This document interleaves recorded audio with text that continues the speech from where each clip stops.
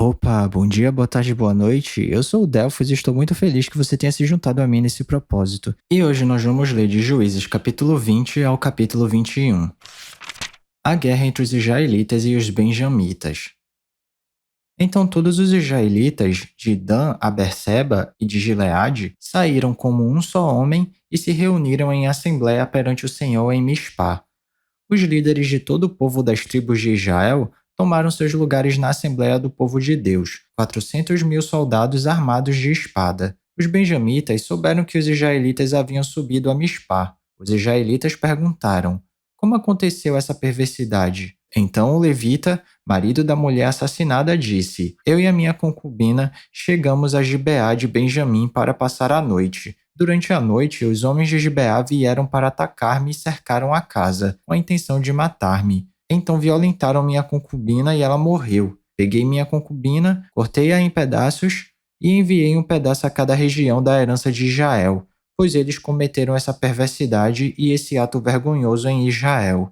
Agora todos vocês, israelitas, manifestem-se e deem o seu veredicto. Todo o povo se levantou como se fosse um só homem, dizendo: nenhum de nós irá para casa, nenhum de nós voltará para o seu lar. Mas é isto que faremos agora contra Gibeá. Separaremos por sorteio de todas as tribos de Israel, de cada 100 homens, 10; de cada 1.000 homens, 100; de cada 10.000 homens, 1.000, para conseguirem provisões para o exército poder chegar a Gibeá de Benjamim e dar a eles o que merecem por esse ato vergonhoso cometido em Israel. E todos os israelitas se ajuntaram e se uniram como um só homem contra a cidade. As tribos de Israel enviaram homens a toda a tribo de Benjamim, dizendo: o que vocês dizem dessa maldade terrível que foi cometida no meio de vocês? Agora, entreguem esses canalhas de Gibeá para que os matemos e eliminemos esse mal de Israel? Mas os benjamitas não quiseram ouvir seus irmãos israelitas. Vindo de suas cidades, reuniram-se em Gibeá para lutar contra os israelitas. Naquele dia, os benjamitas mobilizaram 26.000 homens armados de espada que vieram das duas cidades, além dos 700 melhores soldados que viviam em Gibeá. Dentre todos esses soldados havia 700 canhotos, muito hábeis, e cada um deles podia atirar com a funda uma pedra no cabelo sem errar. E Jael, sem os de Benjamim, convocou 400.000 homens armados de espada, todos eles homens de guerra. Os israelitas subiram a Betel e consultaram a Deus. Quem de nós irá lutar primeiro contra os benjamitas? Perguntaram. O Senhor respondeu: Judá irá primeiro.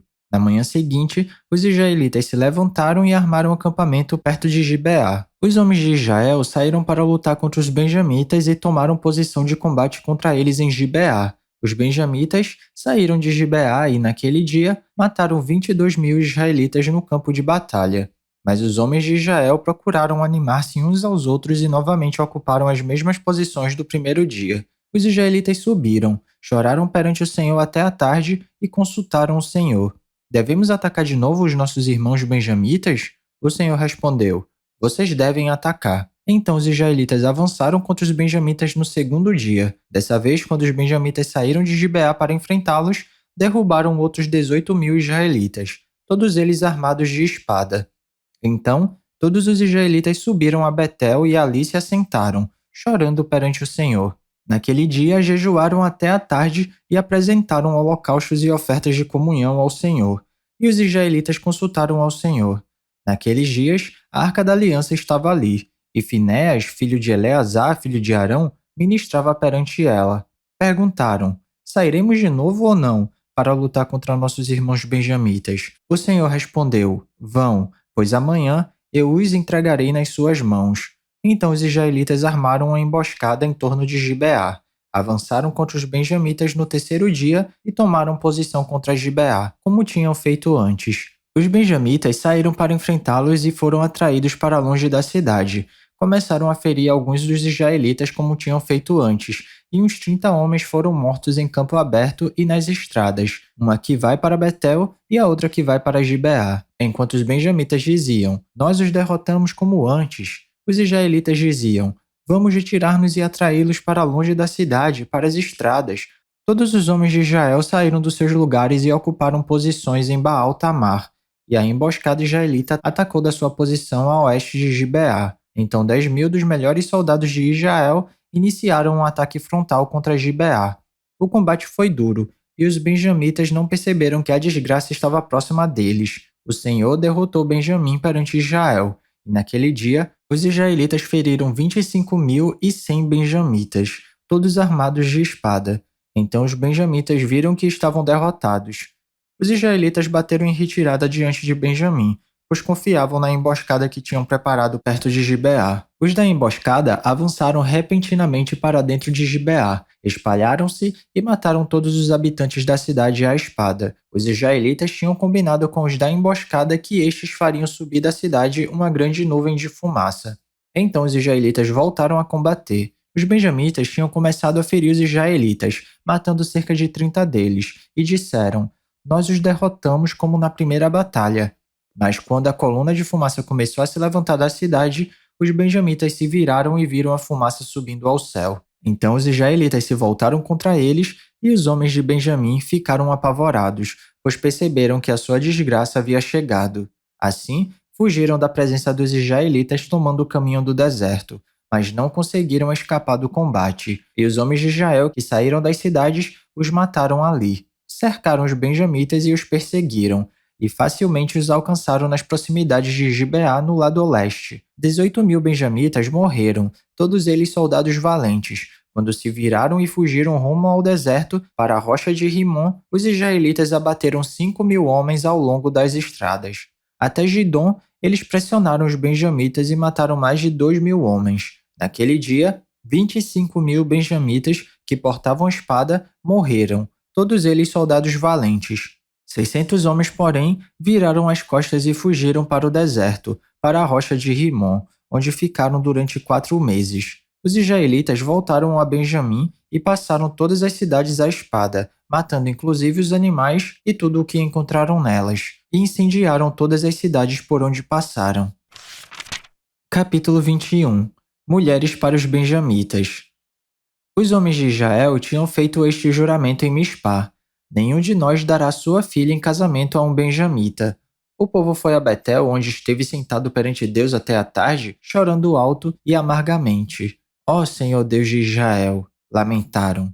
"Por que aconteceu isso em Israel? Por que teria que faltar hoje uma tribo em Israel?" Na manhã do dia seguinte, o povo se levantou cedo, construiu um altar e apresentou holocaustos e ofertas de comunhão. Os israelitas perguntaram: "Quem dentre as tribos de Israel deixou de vir à assembleia perante o Senhor?" Pois tinham feito um juramento solene de que qualquer que deixasse de se reunir perante o Senhor em Mispá seria morto. Os israelitas prantearam pelos seus irmãos benjamitas. "Hoje uma tribo foi eliminada de Israel", diziam. "Como poderemos conseguir mulheres para os sobreviventes, visto que juramos pelo Senhor não lhes dar em casamento nenhuma de nossas filhas?" Então perguntaram: "Qual das tribos de Israel deixou de reunir-se perante o Senhor em Mispá?" Descobriu-se então que ninguém de Jabes de Gileade tinha vindo ao acampamento para a assembleia. Quando contaram o povo, verificaram que ninguém do povo de Jabes de Gileade estava ali. Então a comunidade enviou 12.000 homens de guerra com instruções para irem a Jabes de Gileade e matarem à espada todos os que viviam lá, inclusive mulheres e crianças. "É isto que vocês deverão fazer", disseram. "Matem todos os homens e todas as mulheres que não forem virgens." No meio de todo o povo que vivia em Jabes de Gileade, encontraram 400 moças virgens e as levaram para o acampamento de Siló, em Canaã. Depois, a comunidade toda enviou uma oferta de comunhão aos benjamitas que estavam na rocha de Rimon. Os benjamitas voltaram naquela ocasião e receberam as mulheres de Jabes de Gileade, que tinham sido poupadas, mas não havia mulheres suficientes para todos eles.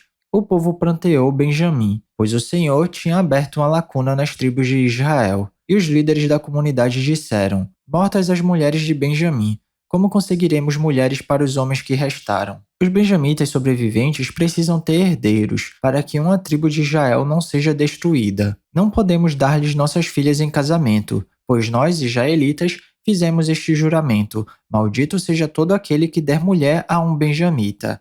Há, porém, a festa anual do Senhor em Siló, ao norte de Betel, a leste da estrada que vai de Betel a Siquém, e ao sul de Lebona. Então, mandaram para lá os benjamitas, dizendo: "Vão, escondam-se nas vinhas, e fiquem observando quando as moças de Siló forem para as danças. Saiam correndo das vinhas, e cada um de vocês apodere-se de uma das moças de Siló, e vá para a terra de Benjamim. Quando os pais ou irmãos delas se queixarem a nós, diremos: Tenham misericórdia deles, pois não conseguimos mulheres para eles durante a guerra, e vocês são inocentes, visto que não lhes deram suas filhas. Foi o que os benjamitas fizeram. Quando as moças estavam dançando, cada homem tomou uma para fazer dela sua mulher. Depois, voltaram para sua herança, reconstruíram as cidades e se estabeleceram nelas. Na mesma ocasião, os israelitas saíram daquele local e voltaram para as suas tribos e para os seus clãs, cada um para a sua própria herança. Naquela época, não havia rei em Israel, cada um fazia o que lhe parecia certo. E é isso, chegamos ao final da nossa leitura. Eu espero que você tenha gostado. Se alguma coisa soar estranha ou diferente, eu te encorajo a dar uma pesquisada a respeito disso, porque apesar da Bíblia ser um livro muito atual, ela foi escrita numa época e numa cultura diferente da nossa. Então vale a pena dar uma pesquisada para entender melhor os contextos históricos e culturais. Ah, e esse vídeo aqui não é para substituir o devocional não, tá? É só um plus, é só um bônus, é só um incentivo. Continue tendo seu tempo especial com Deus e se alguma palavra tocar seu coração e se você quiser compartilhar comigo aqui nos comentários, fica à vontade que eu vou ficar muito feliz de ler. Não se esquece de ativar as notificações do canal para não perder nenhum vídeo e tamo junto. Cheirinho no coçarão, que Papai do Céu abençoe e até amanhã.